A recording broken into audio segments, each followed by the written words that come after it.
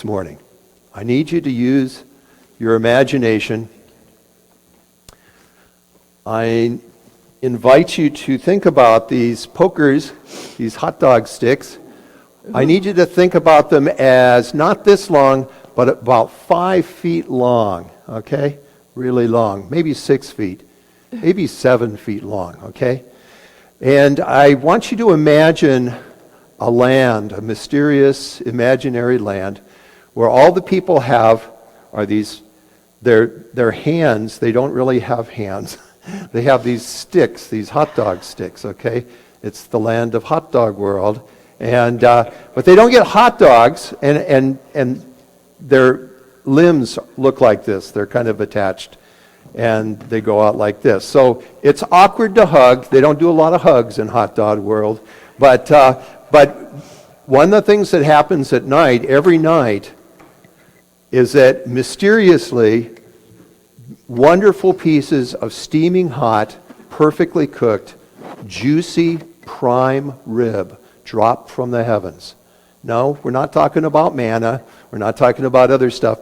But juicy prime, the best prime rib that you've ever had, drops down from heavens and just piles up. And it's steaming hot. It's so good. It's perfectly seasoned.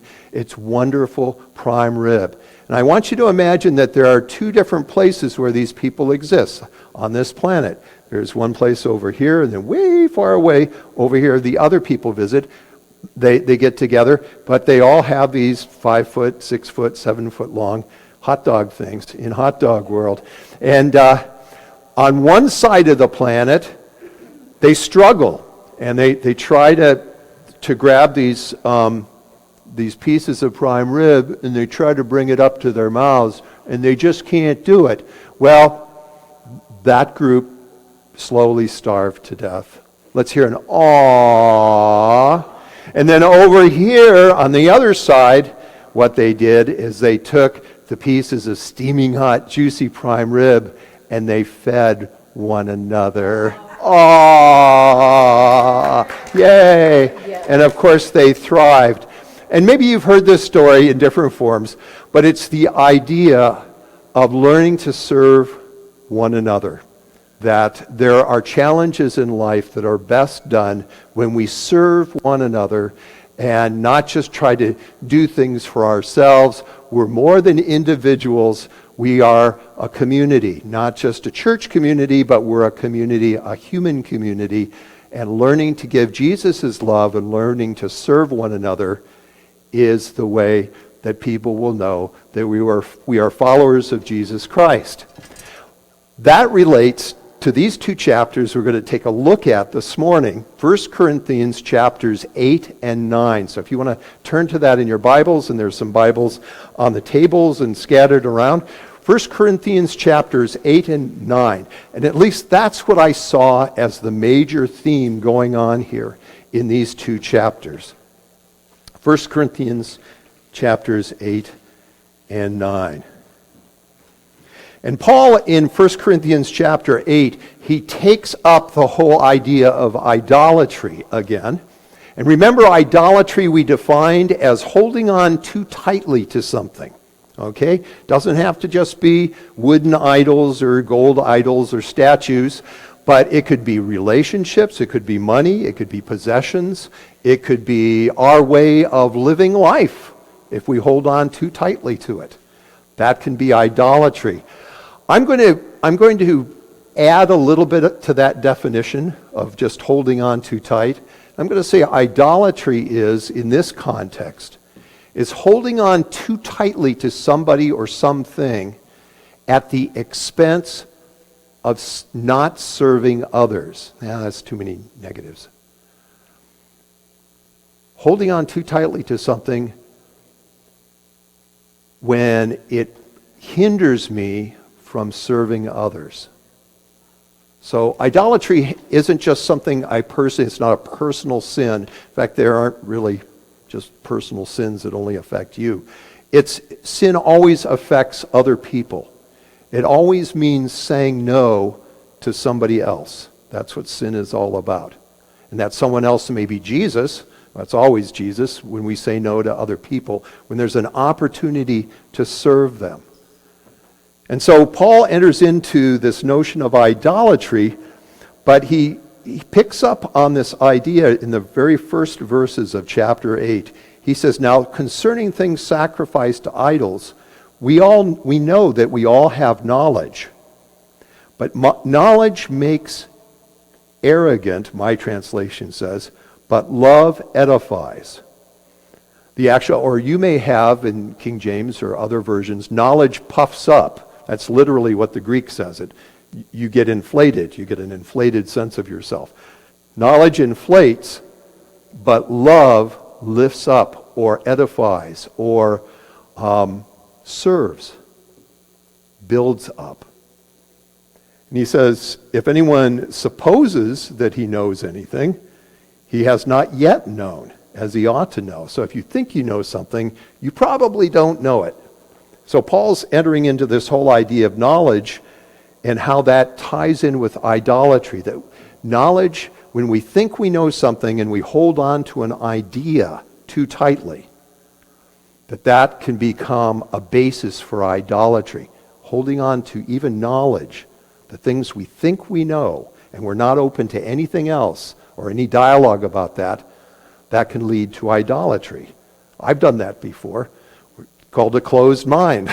We think we're right, and we try to argue and convince other people. Let's see how that works.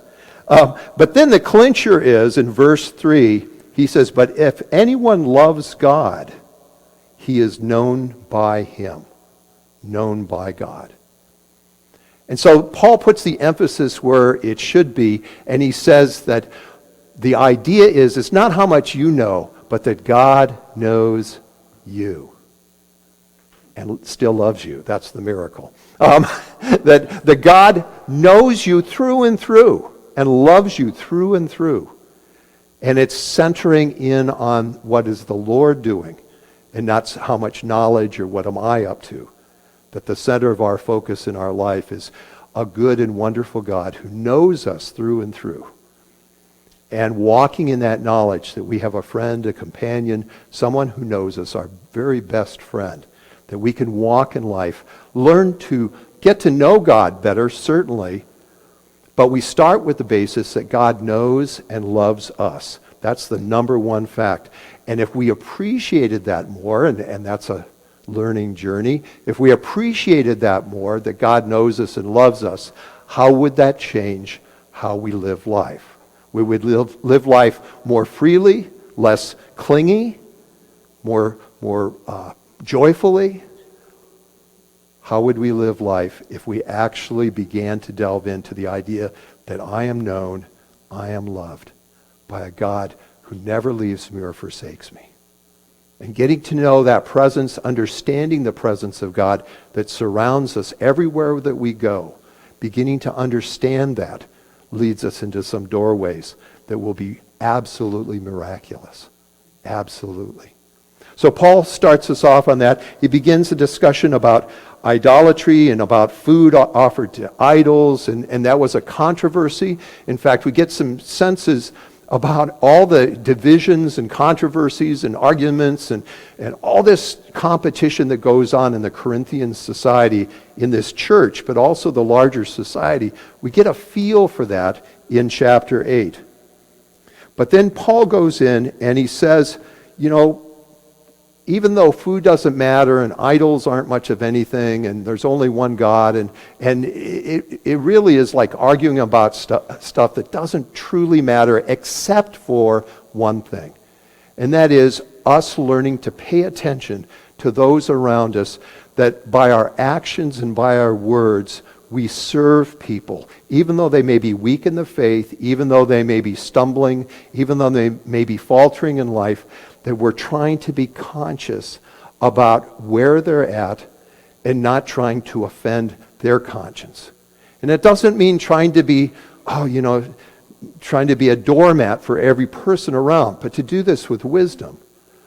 But at least consider it. At least pray and say, Lord, what would you have me do in this situation? And God and the Holy Spirit will lead us in ways to help people, to build them up, because knowledge puffs up, love builds up. And the idea is, and then Paul goes back and forth in his trying to help the Corinthians understand that it's about building others up. It's not about just you and trying to live for yourself and trying to find things that build you up, but find the things that build other people up. And that comes in through listening and engaging and understanding how the Holy Spirit of God is working in somebody else's life. And God is working in everybody's life. It doesn't matter how they self-identify as atheists or Buddhists or Hindus or Christians. God is working in everybody's life. And our job is to figure out, how is God working in a very particular way in somebody's life? And oftentimes we set our expectations up here or over here or every which way except for where God is trying to actually help them take their next step. And that's our job. That's what love is all about, to build it up. So Paul comes back to that, whether it's idolatry or whatever issues are going on in people's lives, how can we build them up? Not by our own expectations or preconceptions, but by something that God is doing in a creative and new and miraculous way in their lives. And picking up on that. And we can do that, but it takes some quiet listening. It takes some contemplation. It takes some prayer to be able to ask God, say, what's going on here? What are we doing? Chapter 9 is similar to that in some ways.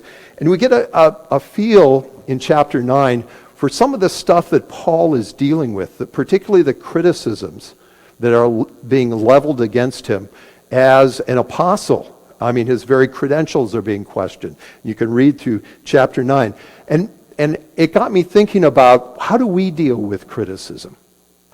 You know, on a scale of 1 to 10, just out of curiosity, how do we deal with criticism? 10 being, like Jesus, I suppose, and 1 being anti-Jesus or not Jesus. But how do you deal with criticism? How do we deal when critics come into our presence and level stuff at us? And it may be even true, but it's done in a really critical, sharp manner. How do we deal with that when it's a put down or it's a rejection notice or those kinds of things? How do we deal with that? When we feel that criticism coming at us because we're being attacked, and by golly, let's throw up the walls and get the ammo slapped into the machine guns and let's go for it. Come on, bring it on, Or we go into a corner, or there are different strategies that we employ. Well, Paul does some interesting things in chapter 9. He goes into it and he says, well, don't I have a right or don't I have the authority to do things? Aren't I an apostle? Don't I have the authority to do this? Or he gets criticized for not having a wife or being single. I mean, he got critics yelling at him from all angles, and he goes, why don't I have a right to... Couldn't I have a wife if I wanted to? Or couldn't I exercise this kind of authority? Aren't I able to do this? And he asks the questions. He looks at basically the facts, tries to present some facts to the Corinthians, but then where does he end up? He ends up at least 2 times, maybe 3 times, depending on how you count it. He ends up in the same place, and he says, well, I don't try to gather my rights together for me, even though I could. Technically speaking, legally speaking, logically speaking, I could gather all these rights together and God would smile on me and we all be hunky-dory. But he says, I don't do that. What I do is I let go of my rights. I release my rights to what? To serve the people around me, no matter where they're coming. And he says, to the Jews, I become like a Jew. To the Greek, I become like a Greek. To the unbeliever, I become like an unbeliever. And he meets people, and this is a critical thing. This is the hard thing. He meets people where they are. Just like Jesus. Meets people where they are. And the cool thing is, I heard Rick Warren say this one time, that God meets us where we are, but he never, ever leaves us there. There's always the beckoning. There's always the invitation to go deeper, further, into a healthier place. Not coerced, not forced. That's maybe how we'd handle it, boom, boom. But there's always that invitation by the Lord to go deeper. There's always more. There's always more to life than what we're experiencing right here. And here's the crazy thing, is that Paul does this even with his critics. He does this even with his critics. And that's the true test. That's where the metal really hits the flint and makes the sparks fly, is being able to, it's easy to try to meet people that you like, where, drinking buddies and, friends and pals and BFFs and all that, to meet them where they are. Yeah, that's no problem. Arm around them, singing our songs. But it's hard to do that with people who you feel are a threat to you. It's really, really, really hard.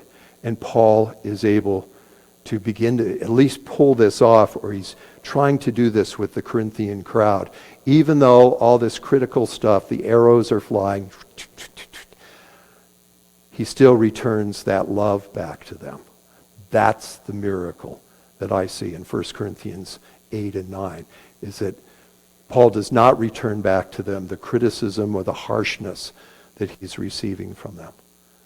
And it's a challenge to me to be able to do that. But there's a lot of precursors here. There's a lot of stuff. If you have to back up in a way in order to do that kind of stuff with critics or criticism.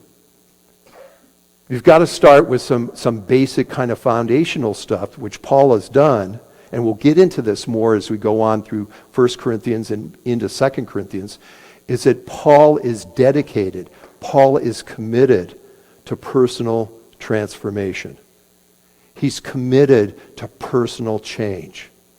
And then you may say, well, that's like kindergarten stuff, that's kind of... No, it isn't, because most people aren't. Most people aren't committed to personal change. It's all, if stuff goes wrong in life, guess whose fault it is? It's out there. It's you or you. Stuff goes wrong in my life. It's not me. It's you guys. Clean up your lives. Get things going, and my life will be a lot better. And we operate under that lie day in and day out.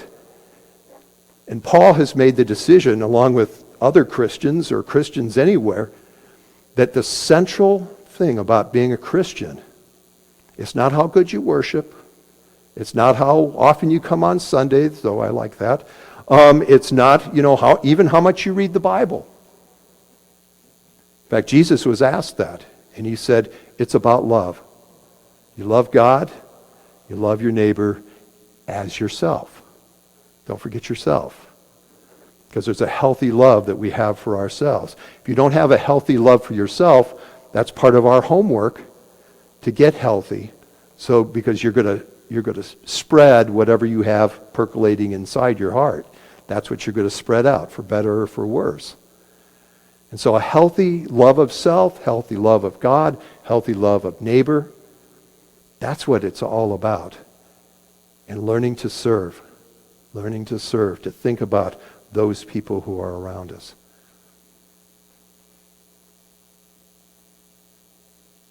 Finally, at the end of the chapter in verse 25, he likens this whole journey. We talk about life as a journey, and I usually think about hiking, kind of having a pace. But Paul steps it up a bit, and he calls it it's a race. It's a foot race. And it's running that race with patience, to borrow from the author of Hebrews, to run that race with patience, looking unto Jesus, the author and finisher of all that we believe. He's the be-all and end-all. That's what it's about. It's not about commandments. It's not about ethical systems. It's not about great theologies and dogmas and things like that. It's about a person. And we look straight ahead to that person who is beckoning us on, who is cheering us on. Come on, you can do it.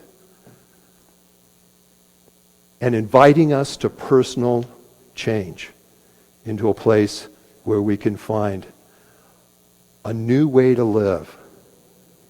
And part of that is seeing life as a gift. All of life, a gift.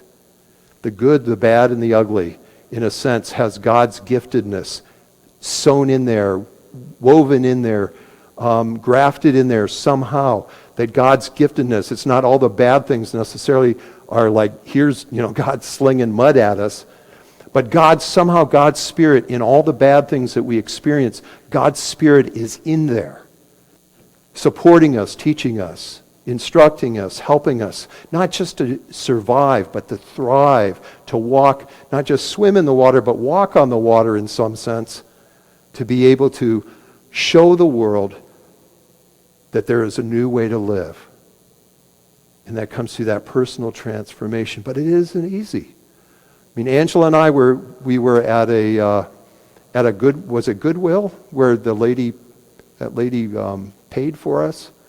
We had a person pay for us. Well, it wasn't a lot. It was 85 cents. But still, it was the idea of it. I mean, it just catches you unexpectedly. She was behind us, and I was fumbling for change. And I wasn't doing it on purpose to make her pay for me. Well, maybe I was a little, no, I wasn't. But she was standing there, and she goes, well, I've got it. And she dumps her change on the thing. And she goes, I've got 85 cents. I go, no, I've got it here, okay. And I could feel the resistance. It's 85 cents. I could feel the resistance inside, And it's like Jesus is saying, let the lady pay for your silly, whatever you're buying. Let her pay for it, just move on. And I just, and the whole thing, the whole notion of, I preach about life as a gift and all this stuff. But then when somebody tries to give me a gift, sometimes there's a little resistance there. And I've got some learning to do too. Places where we say these things that we believe in, and then here's what we really believe. So it's an ongoing process. And Paul talks about it like a foot race. And learning to find that self-control, he uses the word self-control, to run that race. Steady. Stay steady, even, when you go through the wall or whatever runners go through. But to keep on running, to keep persistent. And hang in there. And that's what personal transformation is about, is to hang in there. And to learn what Paul is talking about here, not reacting to life, but being proactive in a way that liberates both you and the people around you and puts a smile on God's face. What do you think? Those of you who read ahead at chapters 8 and 9. And by the way, next week we'll be doing, I guess it's the last two chapters, 15 and 16. So we'll finish up 1 Corinthians next week and talk about what resurrection bodies are like. What are resurrection bodies like? Talk about those things. But any questions or ideas about the whole notion of criticism and handling your critics? Yeah. I find my strength in the silence. Okay. So that's where you recharge, in the silent times?